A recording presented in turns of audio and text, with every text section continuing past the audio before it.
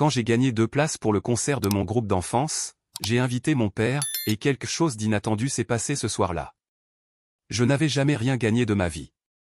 Pas un tirage au sort, pas un ticket à gratter, même pas une boisson gratuite sous un bouchon.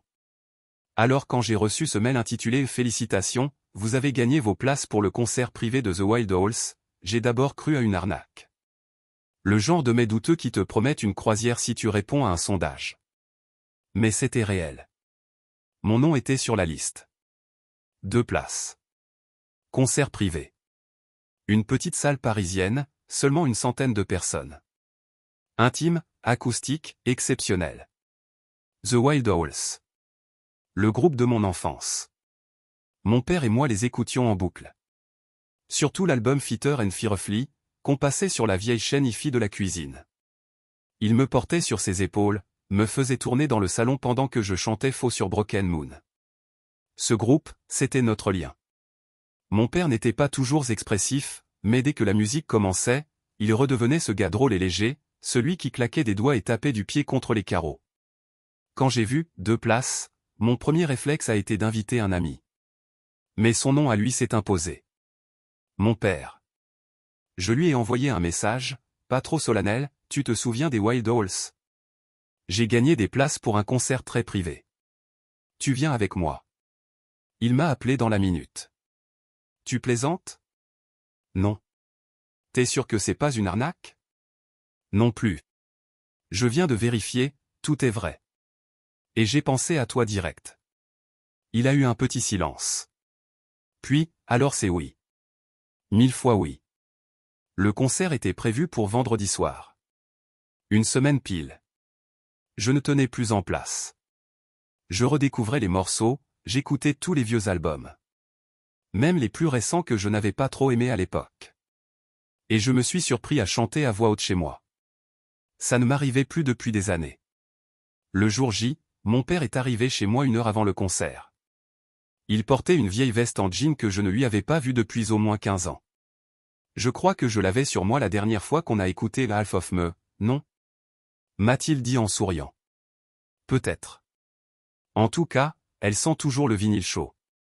On a ri. C'était étrange de le voir excité comme un gamin. Mon père. Celui qui soupirait quand il fallait aller à un dîner, qui râlait à cause des bouchons, qui ne sortait jamais après 22 heures. Mais là, il était déjà prêt à chanter, à applaudir, à vibrer. Et moi, j'avais une boule dans la gorge. Parce que je sentais déjà que ce moment allait compter. Plus que je ne l'aurais imaginé. La salle se trouvait dans une ancienne brasserie reconvertie du 11e arrondissement. Ni immense, ni tape à accent grave-l'œil. Juste une grande pièce au mur de briques, éclairée par des guirlandes suspendues au plafond. Il y avait une petite scène, à peine surélevée, et des rangées de chaises dépareillées. Pas de bousculade, pas de vigile surexcité. Juste une centaine de personnes, fans sans prétention, tous un peu étonnés d'être là. En entrant, mon père a soufflé, on dirait le grenier de mes grands-parents. Et c'est vrai que ça avait un charme intime. Une sorte de calme avant la tempête musicale. On s'est installé au 3e rang. Assez près pour voir les visages, assez loin pour ne pas tendre le cou. Les gens autour de nous chuchotaient des souvenirs.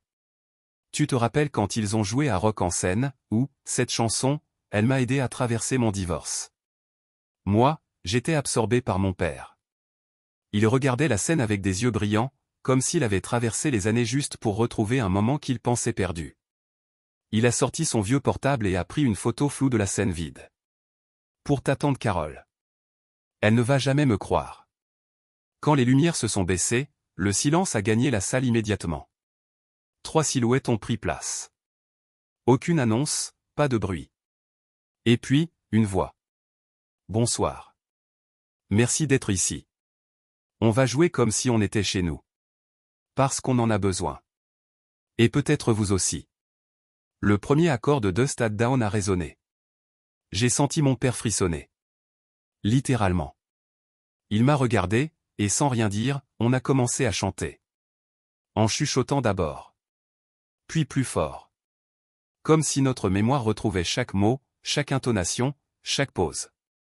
À un moment, il m'a tapé le bras, hilar. C'était pendant Summer Glass, une chanson qu'on chantait toujours en se trompant sur le deuxième couplet. Tu la connais encore par cœur? M'a-t-il soufflé. Toi aussi visiblement. Puis est venue Broken Moon. La fameuse. Celle de la cuisine, des dimanches matins, de la vieille radio. Les premières notes ont à peine commencé que j'ai vu ses yeux s'embuer. Il ne les a pas essuyées. Il a simplement chanté. Et moi aussi. Le cœur serré, mais libre. Le public était debout maintenant, certains mains sur le cœur, d'autres avec les poings levés. L'énergie dans la pièce était irréelle. Comme si le temps s'était plié, ramenant avec lui toutes nos années passées. À la fin de la chanson, le chanteur a levé les yeux vers nous. Celle-là, elle était pour les gamins qui dansaient dans les cuisines. Mon père a ri à travers ses larmes. Et je me suis dit que si la vie s'arrêtait là, maintenant, je serais en paix. Après le troisième morceau, le groupe a changé d'instrument. Le bassiste s'est installé au piano, le batteur a troqué ses baguettes contre un violoncelle, et le chanteur a pris une guitare acoustique usée, dont le bois semblait presque noirci par les années. Ils vont faire la session Unplugged de 96, a murmuré mon père, incrédule. C'était un enregistrement culte. Jamais commercialisé officiellement, mais qui circulait entre fans comme une relique. Mon père avait gardé une copie sur cassette, qu'il écoutait religieusement dans sa voiture.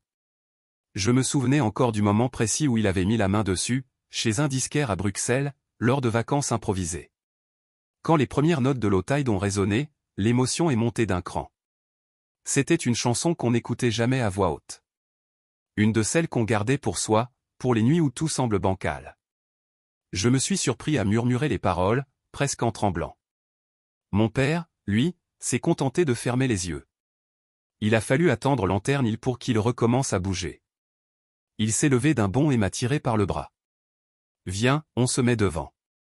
On a traversé les rangées sans faire de bruit. Les gens s'écartaient en souriant. Peut-être qu'ils voyaient ce que je voyais, un père et son fils, rattrapés par une époque qu'ils pensaient révolue. Juste devant la scène, les vibrations nous traversaient le corps. Les musiciens jouaient comme s'ils n'avaient plus rien à prouver. Pas de décor, pas d'effet de lumière. Juste eux, leurs instruments, et ce lien invisible qui nous reliait tous. Puis un moment inattendu, le chanteur a pris la parole. Il y a ici, ce soir, un père et son fils qui ont grandi avec notre musique. Quelqu'un m'a soufflé leur histoire en coulisses. Ce genre de lien, ça mérite une chanson. Un silence. Puis les premières notes de Fitter and Firefly. Je ne sais pas comment c'est arrivé, mais à un moment, mon père m'a serré contre lui. Ce n'était pas un geste dramatique, juste une accolade franche, pleine de tout ce qu'on ne s'était jamais dit.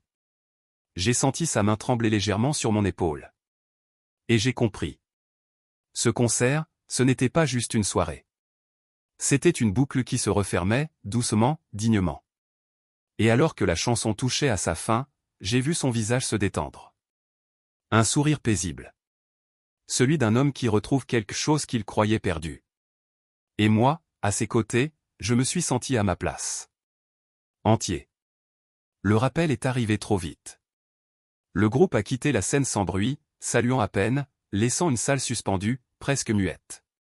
Puis, après 30 secondes de battements de mains désordonnés, ils sont revenus, chacun avec un verre à la main. On n'a pas de bis prévu, a lancé le chanteur. Mais on a une tradition. À chaque concert intime, on improvise un morceau.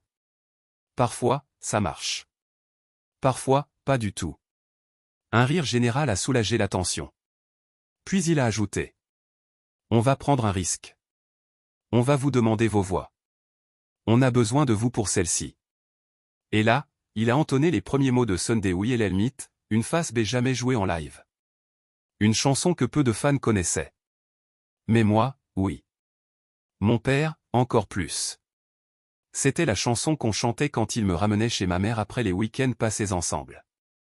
Une chanson douce, triste, pleine d'espoir.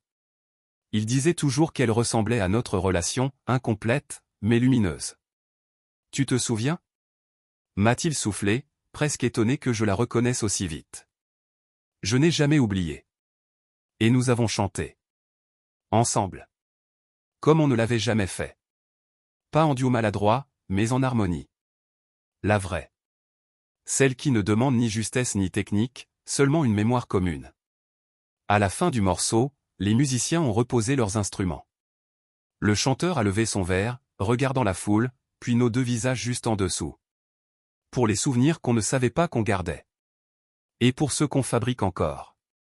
Les lumières se sont rallumées lentement. Personne n'a bougé. Puis, un à un, les gens ont commencé à quitter la salle, à reculons, comme s'ils refusaient que ça se termine. Mon père est resté figé un moment. Je l'ai vu essuyer ses yeux du revers de la manche. « Merci », a-t-il murmuré. Je n'ai pas répondu. Parce que je savais que ce merci-là englobait tout. L'invitation, l'instant, les années d'éloignement, les silences maladroits, et cette soirée où, enfin, on avait réussi à se retrouver. En sortant de la salle, on s'est arrêté dans la rue déserte. Il faisait doux. Paris brillait, silencieuse. Mon père a levé les yeux vers le ciel. « Tu crois qu'on refera ça ? Peut-être pas comme ça. Mais oui. D'une autre façon. » On s'est souri. Et j'ai su que quelque chose s'était réparé ce soir-là. Pas par miracle. Par musique. Dans les jours qui ont suivi, mon père et moi avons continué à nous écrire presque tous les jours. Rien de très profond. Des liens vers d'anciens lives du groupe, des extraits de paroles, ou des photos retrouvées. Il m'a même envoyé une cassette audio sur laquelle il avait enregistré notre voix à tous les deux chantant Fitter and Fearfully, un dimanche de 1999. Le son était mauvais, saturé, mais j'ai pleuré en l'écoutant. Puis il m'a proposé un truc inattendu, et si on essayait d'écrire une chanson ensemble ? Sur le coup, j'ai ri. Moi, écrire ? Je ne savais pas aligner deux phrases sans que ça sonne faux. Mais il insistait. Il avait ressorti sa vieille guitare, celle qui prenait la poussière dans le placard de l'entrée depuis au moins 15 ans. Pas besoin d'un tube. Juste de dire quelque chose. Alors j'ai accepté. On s'est vu chez lui un samedi. Il avait mis du thé à infuser et avait rangé la table du salon comme un petit studio de fortune, feuilles, stylos, 2 verres d'eau et un enregistreur numérique d'un autre âge. On a commencé par évoquer des souvenirs. Les vacances au bord du lac quand j'étais gamin. Les routes de campagne où il me laissait choisir la musique. Le silence de la maison après le divorce. Et puis, bien sûr, le concert. Petit à petit, les mots sont venus. On écrivait maladroitement, chacun lançant une phrase, l'autre la recoupant, la reformulant. Parfois on tombait sur une expression qui nous faisait rire. D'autres fois, le silence nous prenait, parce que ce qu'on venait d'écrire sonnait juste. Après quelques heures, on avait un brouillon. Le refrain disait. On chantait dans la cuisine. Comme si rien d'autre n'existait. Le temps filait entre les lignes. Mais nos voix ne se sont jamais tues. C'était simple. Pas révolutionnaire. Mais vrai. Mon père l'a joué doucement à la guitare. C'était bancal, mais quand il a levé les yeux vers moi à la fin, j'ai vu qu'il retenait ses larmes. C'est pas mal pour une première, non ? C'est parfait. On a enregistré une version maison, à peine audible, mais qu'on a gardée comme un trésor. Le fichier s'appelait simplement Cuisine 1999-2024.mp3. Ce soir-là, en rentrant chez moi, j'ai écouté notre chanson en boucle. Et je me suis dit que j'aurais aimé que ce moment arrive plus tôt. Mais parfois, la vie choisit son propre tempo. Il faut juste être prêt quand elle entame le refrain. Quelques mois ont passé depuis ce concert. L'euphorie est retombée, mais ce qui l'a réveillé, lui, ne s'est pas éteint. Mon père et moi, on a continué à se voir. Pas comme avant. Mieux. On a instauré une tradition, chaque dernier dimanche du mois, on se retrouvait chez moi ou chez lui, on cuisinait un truc simple, souvent des pâtes, on sortait la vieille guitare, et on chantait. Pas pour enregistrer, pas pour produire. Juste pour être là. Ensemble. Et puis, un jour, un mail est arrivé. Objet, The Wild Halls session acoustique spéciale ou enregistrement privé. Ils organisaient une captation d'album live, avec une 50aine de fans triés sur le volet. Il suffisait d'envoyer une lettre. Mon père m'a regardé en coin. On tente ? Je n'ai même pas eu besoin de répondre. On a écrit ensemble. Pas une lettre classique. Une chanson. La nôtre. On l'a envoyée, sans y croire, mais avec ce sourire qu'on avait dans la cuisine. 3 semaines plus tard, réponse. Votre histoire nous a touchés. On aimerait que vous veniez. Et si vous êtes d'accord, on aimerait que vous chantiez votre chanson en introduction de la session. Je n'ai jamais vu mon père aussi silencieux que ce soir-là. Il lisait et relisait l'email, la main sur le visage. Tu crois qu'ils sont sérieux? Moi, je crois que oui. Le soir venu, nous avons chanté. Lui à la guitare, moi à côté, debout, tremblant. C'était notre chanson, dans un théâtre feutré, devant des inconnus qui devenaient tout à coup des témoins. Et quand les premiers applaudissements ont résonné, j'ai senti quelque chose se poser, doucement, entre nous. Comme un chapitre qui se ferme sans douleur. Le groupe est monté sur scène ensuite. Le chanteur nous a salués avec un clin d'œil. Et puis, ils ont chanté. Pour nous tous. Mais surtout pour ceux qui, comme mon père et moi, avaient retrouvé quelque chose qu'ils croyaient perdu. En rentrant, dans le métro vide, il m'a pris l'épaule. Tu sais, je ne t'ai pas toujours montré. Je l'ai coupé doucement. C'est bon. Je sais maintenant. Il a hoché la tête, les yeux humides, et s'est contenté de dire. Alors c'est parfait. Depuis, notre chanson est sortie en bonus caché dans l'édition spéciale de l'album live. Elle n'a rien changé au monde. Mais elle a tout changé pour nous. Et parfois, en marchant dans la rue avec mes écouteurs, je la relance. Et je souris.